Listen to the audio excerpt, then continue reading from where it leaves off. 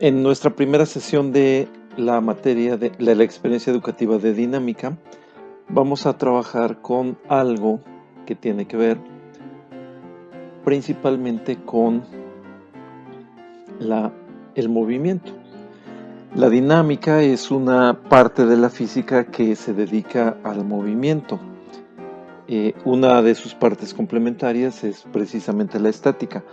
Y aunque la estática tiene antecedentes desde los tiempos de los filósofos griegos, la dinámica es relativamente más moderna, algo de lo que podemos considerar como una aportación importante la realizó Galileo, aproximadamente debe haber sido a finales del siglo XVI, principios del siglo XVII, y posteriormente sus ideas sirvieron, todos los experimentos que desarrolló Galileo, sirvieron para que Newton formulara sus leyes del movimiento, las leyes fundamentales que conocemos con ese nombre, leyes de Newton. La dinámica, como decíamos, estudia el movimiento y lo vamos a encontrar en dos grandes partes. La primera es la cinemática, que corresponde al estudio de la geometría del movimiento, es decir, relaciona el desplazamiento, velocidad, aceleración y tiempo, pero no hace referencia a cuáles son las causas que lo provocan. Por otro lado, la cinética es el estudio de la relación que existe entre el movimiento y las causas que lo provocan, en este caso las fuerzas, todas las fuerzas que actúan sobre un cuerpo, además de considerar el sumar y el movimiento que realiza, etc. Generalmente se hace uso de los elementos de la cinética para encontrar cómo se puede predecir un movimiento a través de las fuerzas que actúan en él, o para determinar cuáles son las fuerzas que pueden desarrollarnos un movimiento específico.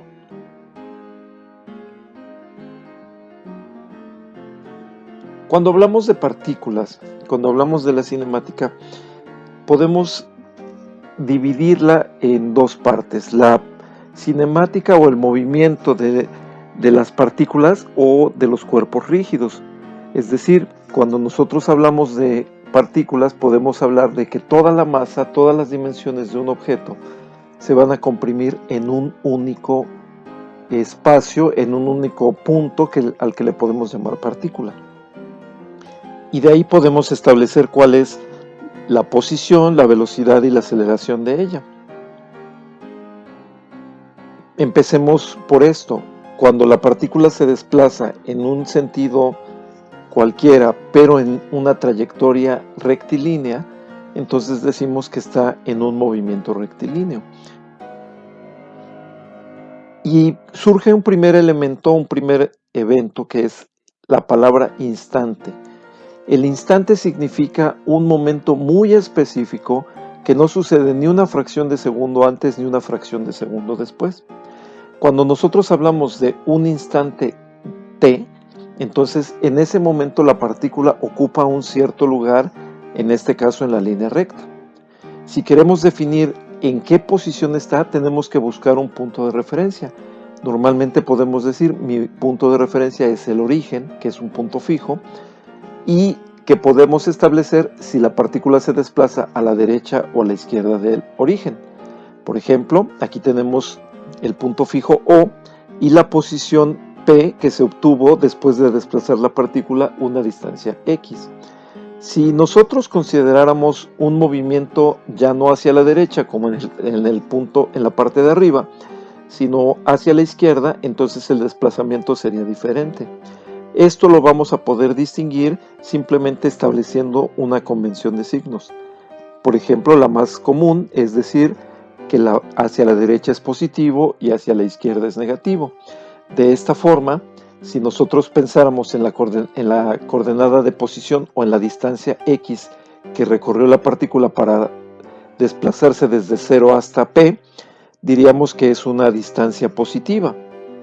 En el caso del inciso B que vemos en la parte de abajo, P' se obtuvo después de que la partícula recorrió del origen hacia la izquierda y por lo tanto X' sería negativo.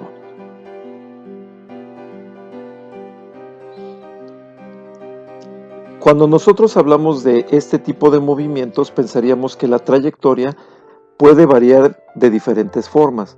Una de esas variaciones puede ser mediante el tiempo, es decir, el movimiento de la partícula, la posición de la partícula, estar en función del tiempo. Y otra es que esté en función de la velocidad. Entonces, podemos definir esa posición instantánea en un momento específico a través del tiempo o de la velocidad. Si habláramos de que está definida en función del tiempo, simplemente podríamos decir que x, que es la coordenada de posición, es una función de tiempo. Vamos a verlo a través de un ejemplo.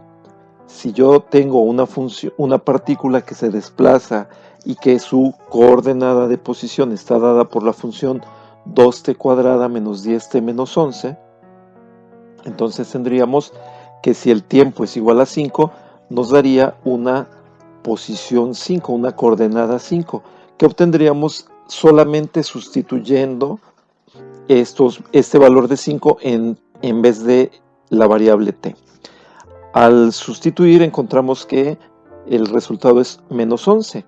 Entonces, la posición de los 5 segundos será de menos 11 metros a la izquierda del origen. Si hubiéramos tomado el tiempo desde el principio, diríamos la partícula a partir del origen llegó hasta la coordenada menos 11 a los 5 segundos.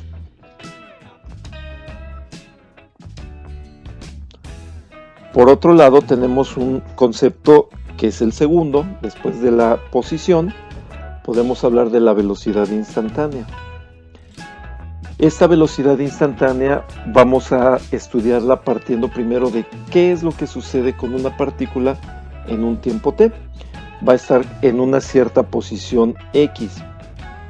Pero después, si nosotros aumentamos ligeramente el tiempo a través de una pequeña variación llamada delta t, la coordenada de posición va a cambiar también. Es decir, si estábamos en una posición x en el tiempo t, en el tiempo t más delta t, tendremos un desplazamiento delta x. Este valor delta x puede ser positivo o puede ser negativo dependiendo hacia dónde se ubique con respecto a la primera posición, es decir, donde lo habíamos considerado como posición P.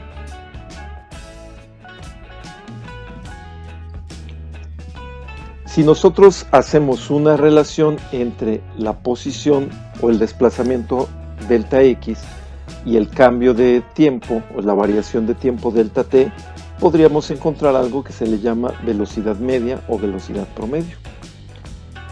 Cuando nosotros hablamos de la velocidad instantánea, recordando que es en un momento muy específico, entonces tendríamos que buscar que el intervalo de tiempo t y con ello el desplazamiento delta x sea cada vez más pequeño. Esto lo podemos expresar de esta forma. La velocidad instantánea va a ser igual al límite cuando delta t tiende a 0 de delta x sobre delta t, es decir, la velocidad media. Pero por definición este límite que tenemos de delta t tiende a 0 de delta x sobre delta t corresponde a la derivada de x con respecto al tiempo. ¿Qué significa esto? Que a partir de la función que teníamos originalmente de la posición en función del tiempo, al derivar esta función podemos obtener una función de velocidad en función del tiempo. La velocidad puede ser positiva o puede ser negativa, depende del sentido que tenga el movimiento. Pero el valor escalar, es decir, la magnitud que tiene la velocidad, ya sea positiva o negativa, es lo que conocemos como rapidez, donde no tenemos un signo. De manera similar podemos obtener una aceleración promedio o aceleración media, recordando que aceleración es el cambio de velocidad con respecto al tiempo. Y entonces diríamos que la aceleración media es delta v sobre delta t, es decir, el cambio de velocidad entre el cambio de tiempo o la variación de tiempo. Igualmente, si buscamos una aceleración instantánea, hacemos que delta t y con ello delta v sea cada vez más pequeño, establecemos este límite y una vez más esto nos diría que por definición, este límite corresponde a la derivada de la velocidad con respecto al tiempo. Esto es, la aceleración es un concepto que va a estar también en función del tiempo. Y si sabemos una función que aparezca posición en función del tiempo, la derivamos, obtenemos la velocidad. Si la volvemos a derivar, obtenemos una función de aceleración también en función del tiempo. En este caso, la aceleración no depende de un desplazamiento, sino más bien nos dice la aceleración va a ser positiva o negativa dependiendo si la velocidad aumenta o disminuye respectivamente. Tenemos entonces que si la posición está en función del tiempo, x es una función del tiempo, x es igual a f de t. La velocidad es la f' de t, es decir, la primera derivada de x con respecto al tiempo, es la derivada de la función previa. Y la aceleración es la segunda derivada de la función original, o si se prefiere, la derivada de la velocidad con respecto al tiempo. También vamos a ocupar posteriormente una expresión que, como habíamos dicho, ¿qué sucede cuando la aceleración y la velocidad están en función de la posición? Esto generalmente sucede en movimientos armónicos. La aceleración y la velocidad pueden ir variando dependiendo de la posición, pero lo vamos a ver posteriormente. Vamos a ver un ejemplo muy sencillo, muy simple. Una partícula se mueve en línea recta y su posición está definida por esta ecuación. La pregunta es, si sabiendo que x se expresa en metros y t se expresa en segundos, ¿cuál es su velocidad? Bueno, la derivada de x con respecto al tiempo nos va a dar la velocidad. Entonces, la velocidad va a ser igual a la derivada de 6t cuadrada menos t cúbica, o sea, 12t menos 3t cuadrada. Y su aceleración va a estar definida por la derivada de la función que acabamos de obtener, es decir, la derivada de 12t menos 3t cuadrada, que es 12 menos 6t. Con eso tenemos las ecuaciones del movimiento de una partícula en función del tiempo. Partiendo de esto que nosotros acabamos de revisar, nos damos cuenta de que si yo tengo la función original de tiempo, de posición en función del tiempo, puedo establecer una tabulación y me doy cuenta de que esto es la gráfica que se genera con esa función. De manera importante, no debemos considerar que la trayectoria realiza o que la partícula se desplaza en esta trayectoria. Dijimos que se realiza en una trayectoria recta. Esto solo nos va indicando cómo va cambiando su posición en función del tiempo. Y podemos darnos cuenta de algo importantísimo. La partícula empieza a desplazarse del origen y llega hasta una posición máxima. Del origen llega hasta 32 metros a la derecha del mismo. En ese momento empieza a retroceder, pero en el instante de t igual a 4, para que la partícula pueda cambiar de sentido, para que pueda primero desplazarse en el sentido positivo y empezar a trabajar en el sentido negativo, tiene que detenerse. Tiene una velocidad instantánea de 0 en t igual a 4 segundos. Esto nos lo comprueba la ecuación de velocidad. Y entonces volvemos a partir de esta, hacemos una tabulación con los mismos tiempos y nos damos cuenta de esto.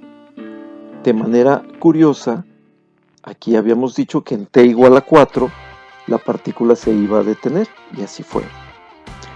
Pero también nos damos cuenta de que la partícula alcanza una velocidad máxima de 12 en el instante t igual a 2. Empieza a aumentar su velocidad, parte desde el reposo, empieza a aumentar su velocidad hasta alcanzar una velocidad máxima. A partir de ahí empieza a disminuir. ¿Qué significa esto? Que de aquí, desde 0 hasta 2, la partícula fue acelerada en el mismo sentido en el que se movía.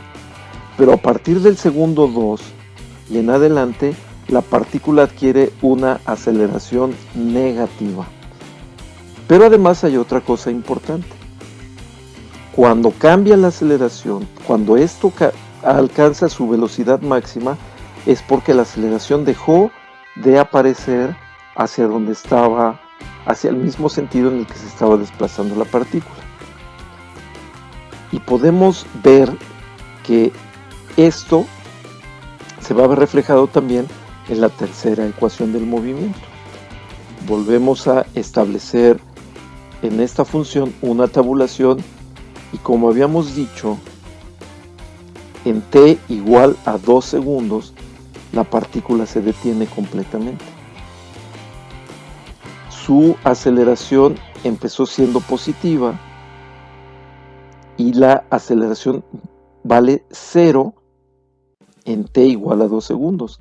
A partir de ahí, la aceleración empieza a ser negativa. Va ahora como es un vector, este vector se dirige hacia la izquierda. Y vamos a darnos cuenta que cuando el valor de esta aceleración es 0, la velocidad alcanzó su valor máximo.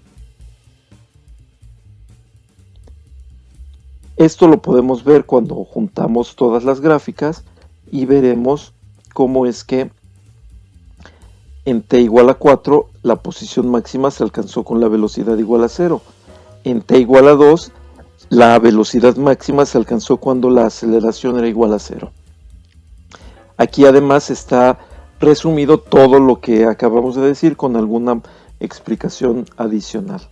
Entonces, esto es la interpretación, pero recordemos que la partícula solamente se está desplazando en un sentido, en una línea recta.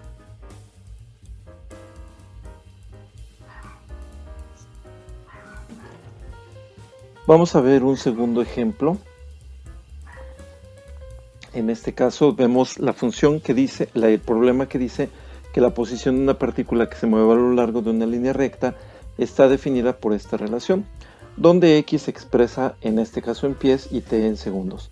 Vamos a determinar el tiempo en el cual la velocidad será 0, la posición y la distancia recorrida por la partícula en ese tiempo, la aceleración de la partícula y la distancia que recorre la partícula desde t igual a 4 hasta t igual a 6 segundos. Primero empezamos con que la ecuación de posición que nos dan nos generaría una gráfica similar a esta. Lo podemos obtener por tabulación. La velocidad se obtiene derivando la posición y nos daría esta función, velocidad igual a 3t cuadrada menos 12t menos 15. Si lo graficamos, nos va a dar esta función. Nos podemos dar cuenta nuevamente que en este caso, cuando la velocidad es igual a 0, vamos a encontrarnos con la posición más extrema, en este caso negativa de nuestra partícula. Y finalmente, al derivar la velocidad, obtenemos aceleración, cuya gráfica es esta. Y como ya nos podíamos imaginar, la partícula tuvo una velocidad, en este caso mínima, porque era en el sentido negativo, cuando la aceleración fue igual a 0, es decir, en t igual a 2 segundos. Aquí es importante ver que para el último inciso del problema, la partícula se detiene en t igual a 5, pero de todos modos lo vamos a verificar. El tiempo en que la partícula se detiene es cuando la velocidad es igual a 0.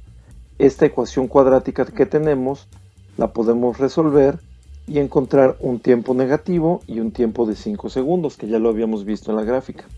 El tiempo negativo no lo vamos a utilizar porque significa que fue algo que sucedió antes de que iniciara nuestra observación. Entre t igual a 0 y t igual a 5, la partícula se desplaza en el sentido negativo, pero va disminuyendo su rapidez cada vez. A partir de t igual a 5, que es cuando la partícula se detiene, cambia el sentido y se va al sentido positivo, aumentando su rapidez. Esto lo habíamos visto aquí. Veamos cómo la partícula empieza en t igual a 40, en x igual a 40, y empieza a desplazarse en el sentido negativo hasta llegar a una posición de menos 60, que es cuando se detiene. En ese momento la partícula cambia su sentido y empieza a desplazarse de menos 60 hacia la derecha. Cuando la velocidad es igual a 0, vamos a ver qué posición tenía. Aquí tenemos en t igual a 5, su posición es de menos 60 pies, ya lo habíamos visto en la gráfica. Pero para calcular la distancia que recorrió, vamos a calcular cuál era su posición inicial. También nos lo da el problema, pero lo calculamos y sabemos que x subíndice 0 es igual a 40. Ahora, entre 0 y 5 segundos la partícula no se detiene hasta t igual a 5. Por lo tanto, la distancia solamente se calcula restando las dos coordenadas, x5 menos x0, es decir, menos 60 menos 40, que es igual a menos 100 pies. Quiere decir que se desplazó 100 pies en la dirección negativa. Lo podemos ver en esta gráfica nuevamente y sabemos que la partícula empezó de 40 y esta pendiente negativa nos indica que se desplazó hacia la izquierda. Ahora, vamos a hacer una aclaración importante, porque esta parte donde dice que la partícula no se detiene entre 0 y 5 es importantísima, porque si la partícula se llega a detener, quiere decir que en ese momento o después de ese instante empezará a desplazarse en el sentido opuesto. Y entonces ya no es calcular solamente la distancia recorrida mediante una resta, sino que tenemos que verificar la posición cuando se detiene también. Y fuera del problema que estamos analizando, veamos este caso. Imaginemos un objeto que empieza su movimiento en x igual a 3, se detiene en t igual a 3 segundos. Si queremos calcular la distancia entre t igual a 0 y t igual a 8, debemos calcular cada distancia que recorrió desde el principio hasta que se detuvo, desde que se detuvo hasta su posición final. Entonces, si por ejemplo nosotros decimos que empezó su movimiento en x igual a 3 metros, esta sería su posición 0. Pero si se detiene en t igual a 3 segundos, tendremos que calcular su posición, suponiendo que esta fuera menos 11 metros, y tendríamos que calcular la posición también a los 8 segundos. Vamos a imaginar, en este subcaso, voy a llamarle así, que la posición equivale a 5, y entonces diríamos que x, la posición 8, es de 5 metros.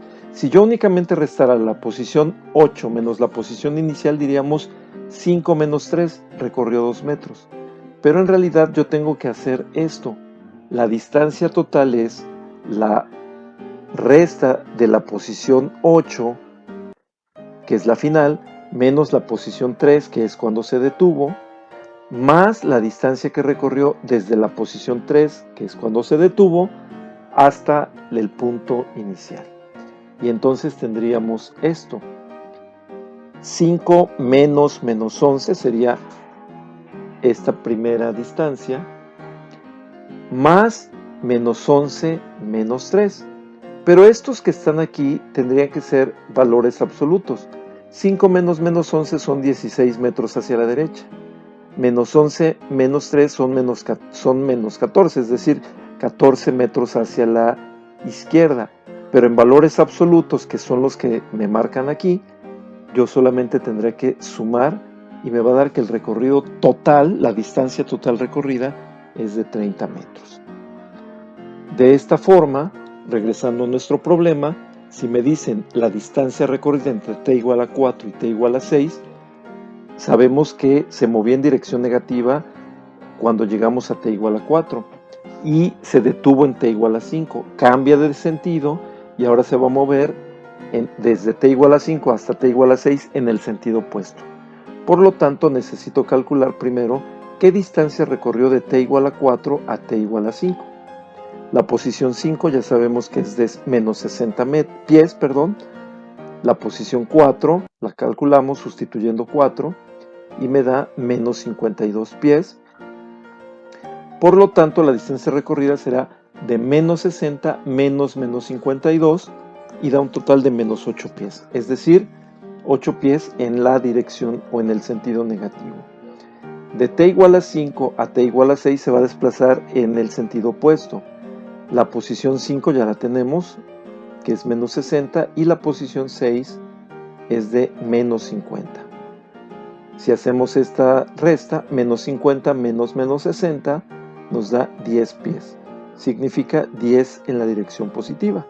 Los valores absolutos de ambos serían 8 más 10 y una distancia total de 18 pies. Espero que estas explicaciones sean de utilidad y propongo estos ejercicios para reforzar lo que se ha trabajado. Muchas gracias, nos vemos en el próximo video.